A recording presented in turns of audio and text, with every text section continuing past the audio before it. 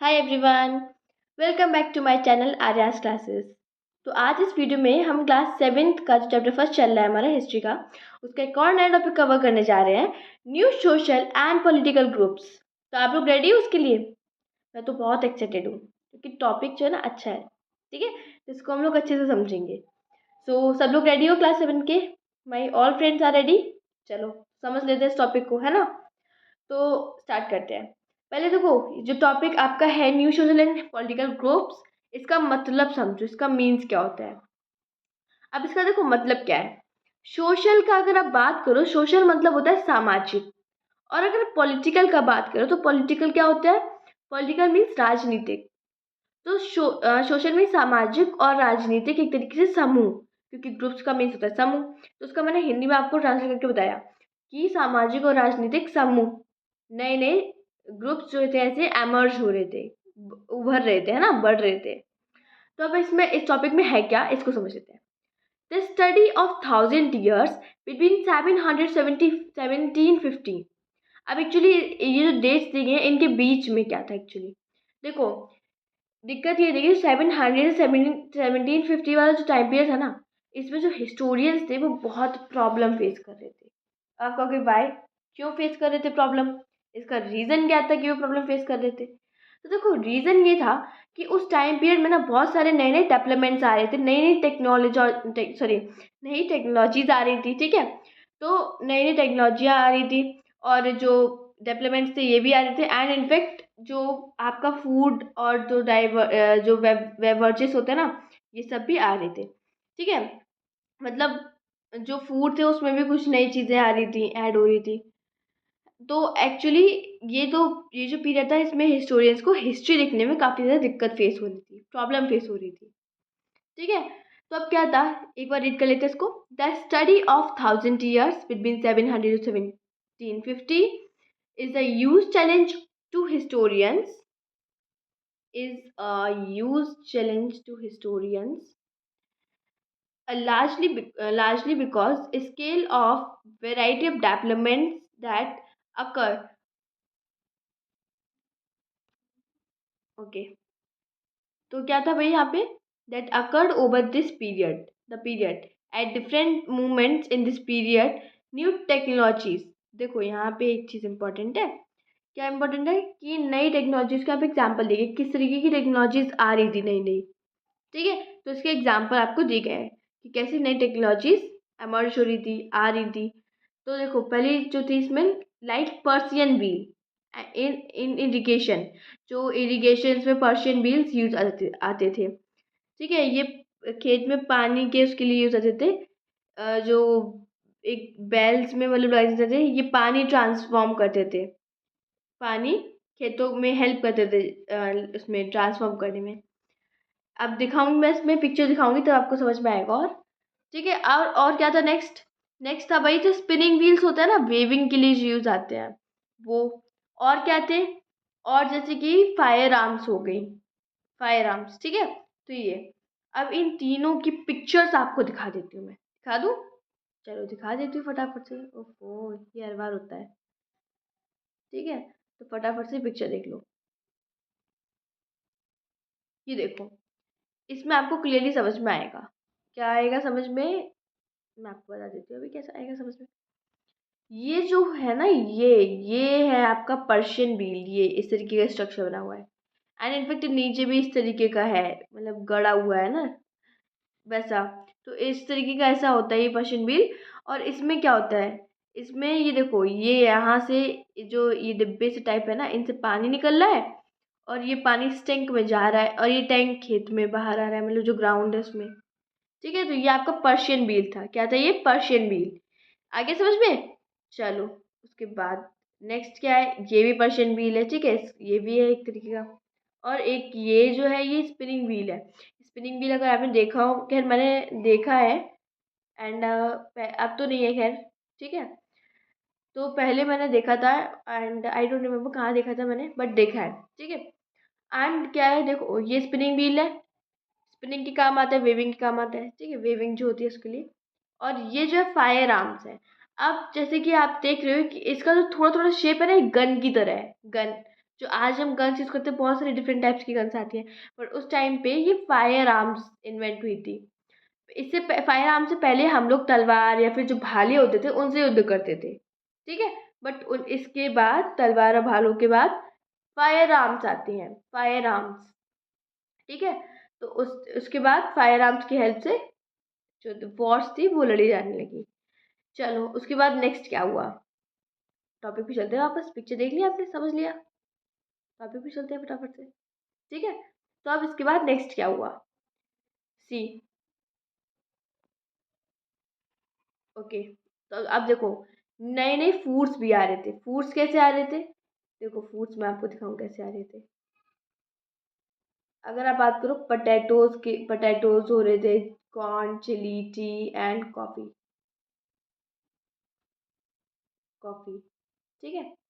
तो वही ये क्या थे, इस तरीके के मतलब फूड और बेवरेज, बेवरेज मतलब जो ड्रिंकिंग वाली चीज़ें होती थी वो, जैसे कॉफ़ी टी हो गई। और फूड में ये नए जो पोटैटो, ऐसा ऐसा नहीं था कि पहले के टाइम पे थे नहीं, थे तो सब चीज़ें, लेकिन बस था कि ढूंढने की जरूरत थी। और जब इनकी डिस्कवरी हुई तो ये बहुत ज़्यादा मतलब वी कैन से कि फिर धीरे धीरे बहुत सारे लोग इन्हें यूज़ करने लगे, ठीक है। इनकी खेती भी होने लगी इनफैक्ट, ठीक है। आगे समझ में, ओके। और अब इसके बाद नेक्स्ट क्या है, अगला पार्ट हमारा देखो। हम्म, अब देखो अब इसमें क्या हुआ कि नई नई, जैसे मैंने बताया कि लोग जो थे ऐसी नई नई चीज़ें इन्वेंट हो रही थी, ठीक है, नए नए इन्वेंशंस हो रहे थे और न्यू टेक्नोलॉजी तक इनफेक्ट क्रॉप्स भी आई थी। और कई सारे लोग अपने डिफरेंट आइडियाज़ को शेयर कर रहे थे, came along with the people who brought other ideas with them as well as, उनके आइडियाज़ थे ये सब, और कुछ और डिफरेंट आइडियाज़ जो कि वो लेके आए थे। Sorry, okay. तो अब देखो, अब जो ये पीरियड था, इस पीरियड में बहुत सारे इकोनॉमिक, पॉलिटिकल, सोशल और कल्चरल चेंजेस आए, ठीक है। तो इसलिए इस पीरियड में क्या हुआ भाई, इतने सारे चेंजेस आने की वजह से हिस्टोरियंस को भी दिक्कत हो रही थी हिस्ट्री लिखने में। अब ये इकोनॉमिक क्या होता है, इकोनॉमिकल चेंजेस मतलब अगर कहो तो सोसाइटी में इकोनॉमिकल चेंजेस आ रहे थे। कैसे इकोनॉमिकल चेंजेस, जैसे देखो इकोनॉमिक मतलब आप नोटिस करो कि इकोनॉमिक मीन्स क्या होता है एक्चुअली, अर्थव्यवस्था देश की, है ना, अर्थव्यवस्था, देश की अर्थव्यवस्था। ओके। तो एक्चुअली ऐसे चेंजेस आ रहे थे, देश की अर्थव्यवस्था में चेंजेस आ रहे थे, ठीक है। और सोशल, सामाजिक जो चीज़ें थी उनमें चेंजेस आ रहे थे, पॉलिटिकल, राजनीतिक चीज़ें जो थी उनमें, और इनफैक्ट कल्चर में भी चेंजेस आ रहे थे, है ना। तो अब तब से चेंजेस चले आ रहे और आज तक हमारे कल्चर में कितने ज़्यादा डिफरेंसेस आ गए हैं। आपने नोटिस किया इन चीज़ों को।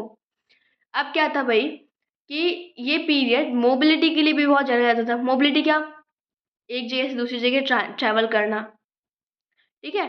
अब रीज़न क्या था ट्रैवल करने का लोगों का, कि वो लोग ग्रुप्स बना के भैया वी कैन से कि पैसे की सर्च में, कि कहीं काम मिल जाए, कहीं अच्छी अपॉर्चुनिटीज़ मिल जाए जहाँ पे काम करने लगे, ठीक है, तो दो पैसे कमाने लगे इस तरीके से। So this was period of great mobility also. Groups of people travel long distances in search of opportunity, okay. So subcontinent had immense wealth and possibilities for people to carve a fortune. और अब देखो, अब एक group की बात की गई है कि अब एक ग्रुप जो था बहुत ज़्यादा important, we can say importance में आ रहा था, ठीक है, बहुत ज़्यादा ऊपर उठ रहा था। क्या नेम था उनका, उन ग्रुप्स का, राजपूत। अब ये राजपूत जो था वर्ड, ये राजपूत वर्ड कहाँ से आया था, राजपूत वर्ड आया था राजा, राजा, राजपुत्रा, ठीक है। ये वर्ड राजपुत्रा वर्ड से आया था। सो राजपुत्रा एक्चुअली क्या होता है, राजा। अगर इसका आप हाफ करोगे तो क्या होगा, राजा प्लस पुत्रा। तो राजा पुत्रा जो थे मतलब इससे राजपूत वर्ड आया था। एंड जो राजपूत वर्ड था ये रूलर्स के लिए होता था, सन ऑफ रूलर के जो सन होते थे उनके लिए। अब क्या हुआ बिटवीन एट्थ से 14th सेंचुरी के मिडल में ये जो टर्म था राजपूत, इसको क्षत्रियाज भी कहने लगे। क्या कहने लगे, क्षत्रियाज। अब ये जो टर्म था इसमें सिर्फ रूलर्स ही नहीं आते थे, क्षत्रियाज क्या, जो वॉर लड़ते थे, ठीक है, जो वॉर लड़ते थे वो क्षत्रियास होते थे। आप कहोगे राजा वॉर लड़ते थे तो वो क्षत्रिय होंगे, क्षत्रियास होंगे, बट ऐसे नहीं था, सिर्फ राजा ही नहीं लड़ते थे, उनके साथ जो उनके चीफटन्स होते थे, ठीक है, चीफटन्स होते थे, और इनफैक्ट सोल्जर्स जो कमांडर्स होते थे, उनकी आर्मी पूरी उसमें सोल्जर्स भर्ती होते थे, तो उनके सोल्जर्स हो गए, कमांडर्स, ये सब भी क्षत्रियास में आते थे। आगे समझ में? सी आई होप कि आपको इतना यहाँ तक समझ में आ गया होगा, ठीक है। अब देखो, a chivalric code of conduct, extreme valor, and great sense of loyalty were the qualities attributed to Rajput by their poets and bards.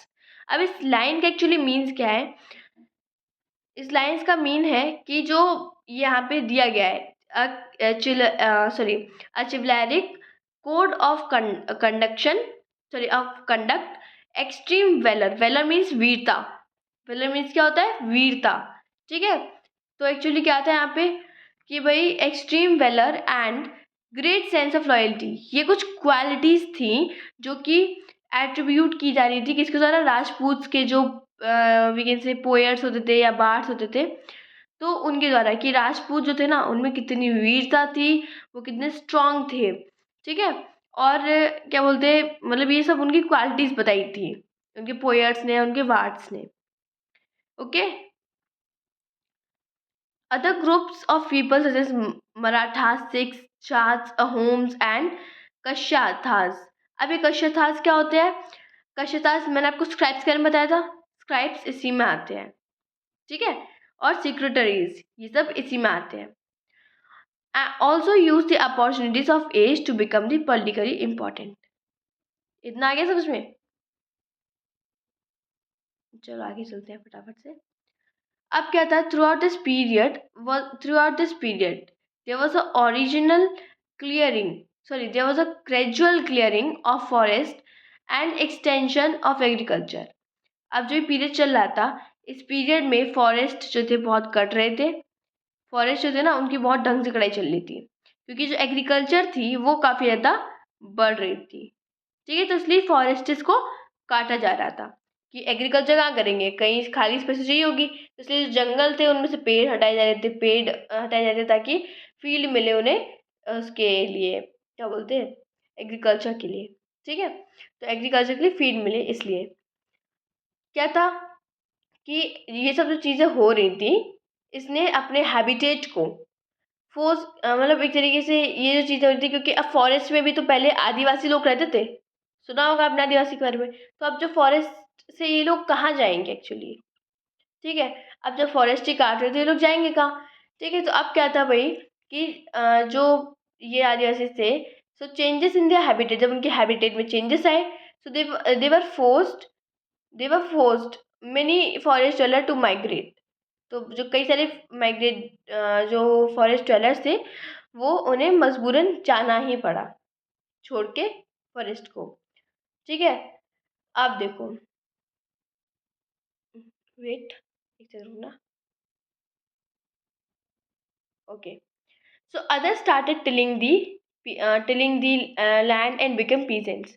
तो जो कुछ और अदर डिफरेंट जो लोग थे, उन्होंने क्या किया, उन्होंने वही जो पीजेंट्स होते थे, मतलब जो पीजेंट्स बन गए, मतलब उन्होंने खेती बाड़ी का काम शुरू कर दिया वहाँ पे, ठीक है। तो लोग पीजेंट्स बन गए कई हद तक, पीजेंट्स मतलब यही किसान इंसान, ठीक है। तो कई हद तक लोग पीजेंट्स भी बन गए। और क्या हुआ, सम possessed more productive land, other also kept cattle and some contributed artisanal work, ठीक है। कुछ ऐसे होते हैं, वी कैन से कि सम possessed more productive land, ठीक है। तो इसका क्या हो सकता है कि कुछ लोगों को मीन्स काफ़ी ज़्यादा प्रोडक्टिव लैंड मिले, ठीक है। या फिर एक सेकेंड रुकना यहाँ पे, तो कुछ लोगों को बहुत ज़्यादा वी कैन से कि लैंड मिले, ठीक है, पजेस्ट लैंड, सम पजेस्ट लैंड, और जो कुछ है, मतलब लोग उनको क्या हो गई कि, एक सेकंड ना, वेट फॉर अ वाइल, एक सेकंड। हाँ, तो देखो, अब देखो यहाँ पे क्या था, जैसे मैंने आपको बताया, बट उससे पहले आई थिंक यहाँ पे लाइन छूट गई थी, I am really sorry for that. देखो यहाँ पे क्या है कि जो आपके जो पीजेंट्स थे, जो नई नई सोसाइटी में आ रहे थे, है ना, क्योंकि जो उनका हैबिटेट था वो तो बर्बाद बर्बाद हो गया था। अब जो पीजेंट्स बने थे वो सोसाइटी में आ रहे थे, तो सोसाइटी में आ रहे थे तो उन्हें भी टैक्स पे करना पड़ता था। टैक्स पे क्यों करना पड़ता? क्योंकि बाकी के जो भी लोग थे सोसाइटी में वो सब टैक्स पे करते थे, ठीक है। सो एक्चुअली क्या था यहाँ पे, they were required to pay taxes and goods and services to local lords. तो लोकल लॉर्ड्स होते थे उनके वहाँ पे।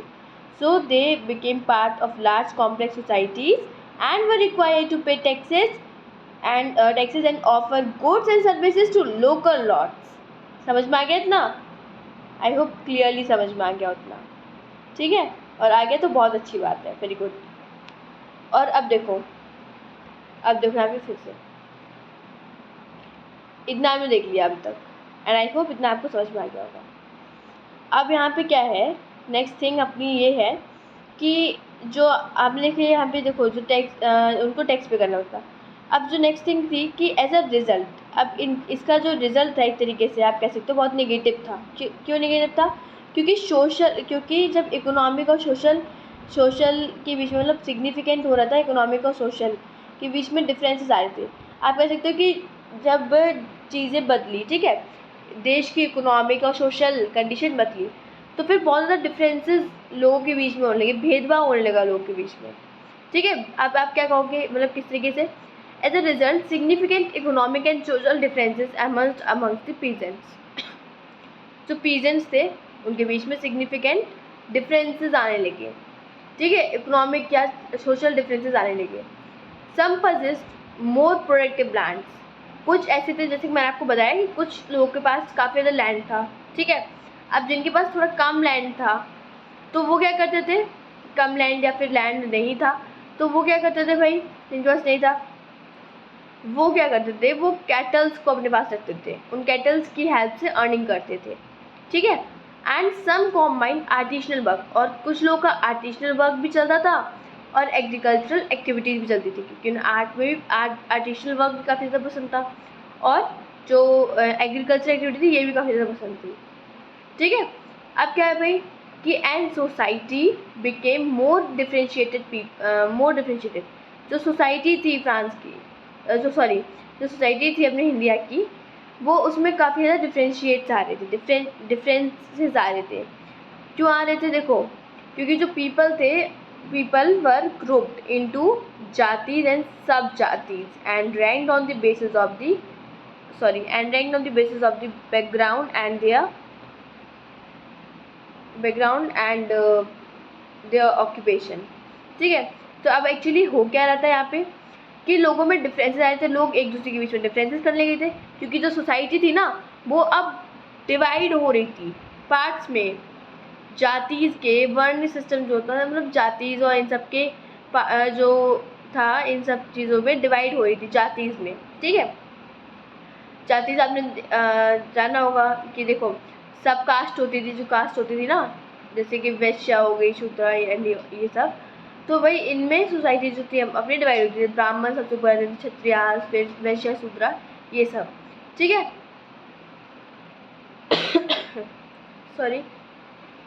अब देखो, ranks were not fix permanently and varied according to the power. यहाँ पे क्या था कि आप जो सोसाइटी वो डिवाइड तो हो रही थी, बट एक्चुअली क्या था यहाँ पे कि रैंक्स जो थी ना वो फिक्स नहीं थी। रैंक्स क्या नहीं थी, they were not fixed permanently and varied, और मतलब बदलती रहती थी अकॉर्डिंग टू द पावर, ठीक है, बदलती रहती थी अकॉर्डिंग टू द पावर। और ओके,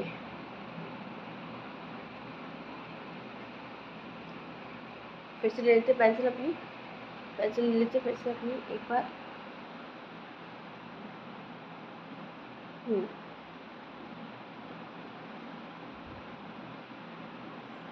एक सेकंड ना भाई, आ गई। अब क्या था भाई, जो रैंक्स थी वो मैंने कहा जैसे फिक्स परमानेंटली नहीं थी and they were varied according to power, ठीक है, और पावर के हिसाब से बदलती रहती थी। Influence and resources control by the member of the jatis. जो भी क्या बोलते, जो इन्फ्लुएंस होते थे, इन्फ्लुएंसेस, रिसोर्सेज, वो सब जाति के जो मेंबर्स होते थे वही कंट्रोल करते थे, ठीक है। The status of same jatis could vary far from the area to area, yes. जाति अपने खुद के रूल्स रेगुलेशंस को फ्रेम करती थी। अगर आपसे जाति का नहीं पूछ लेता है तो यहाँ पे कुछ इंपॉर्टेंट पॉइंट्स हैं आपके लिए। Jati frame their own rules and regulations, उसकी डेफिनेशन लिख देना क्या होता है, ठीक है। To manage the conduct and member, to manage the conduct and member, these regulation were enforced by assembly of elders. ये जो रेगुलेशन होती थी ये कौन कंडक्ट करवाता था, जो बड़े बड़े कहते हैं कि जो बुजुर्ग लोग होते थे गाँव में, वो पंचायत लगाते थे। तो जो पंचायत लगाते थे इसको जाति पंचायत कहते हैं, क्योंकि जाति के बारे में पंचायत थी, ठीक है। तो जो एल्डर्स होते थे they were described in the same areas, ठीक है, describe in the some areas as jati panchayat. अब मतलब जो एल्डर्स होते थे ये सब जाति पंचायत लगाते थे, उसमें फैसले लेते थे अपने, ठीक है। But jati were not required to follow the rules of their villages. But देखो इसमें क्या था कि जो मतलब जातिज होती थी, ठीक है, तो उसमें क्या था कि जो जातिज थी वो अपना खुद का रूल्स रेगुलेशंस ये सब बनाएंगी, ठीक है, रूल्स रेगुलेशंस वो सब बनाएंगी खुद से। बट अब यहाँ पे दे रहे हैं कि jatis they were not required to follow the rules of the villages, ठीक है। सो जो जातिज थी वी कैन से कि they were not required to follow the rules of the villages, were not required several villages were govern by the chieftain. कई सारे villages ऐसे थे जिन्हें चीफ्टन ने गवर्न किया था। Together they were only one small unit of people, ठीक है। भले ही वहाँ पे क्या बोलते हैं सब कुछ डिफरेंट हो गया था, चेंज कर मतलब सोसाइटी डिवाइड हो गई थी, बट अगर एक विलेज की बात करें तो उस विलेज में वो एक छोटी सी यूनिट थे, ठीक है, क्योंकि अब चीज़ें बट गई थी वहाँ पे। तो बेसिकली ये सारा था आपके इस टॉपिक में। आई होप ये छोटा सा प्यारा सा टॉपिक आपको समझ में आ गया हो, ठीक है, समझ में आ गया है। और कुछ भी नहीं समझ में आया तो उसे कमेंट में लिख देना, मैं आपको नेक्स्ट वीडियो में आंसर कर दूँगी। एंड अगर आपको समझ में आ गया है तो वीडियो को लाइक शेयर एंड सब्सक्राइब करना मत भूलना। सो अब हम मिलेंगे अपने नेक्स्ट टॉपिक में। और हमारा नेक्स्ट टॉपिक क्या है भाई, नेक्स्ट टॉपिक है रीजन एंड एम्पायर वाला टॉपिक। इसमें हम इसके बारे में पढ़ेंगे, ठीक है, रीजन और एम्पायर। तो अब नेक्स्ट वीडियो में इसके बारे में पढ़ेंगे। अभी तक के लिए इतना ही बहुत है, आपके लिए इनफ है। तो अब हम मिलेंगे अपने नेक्स्ट वीडियो में। So till then thank you so much, take care, bye bye.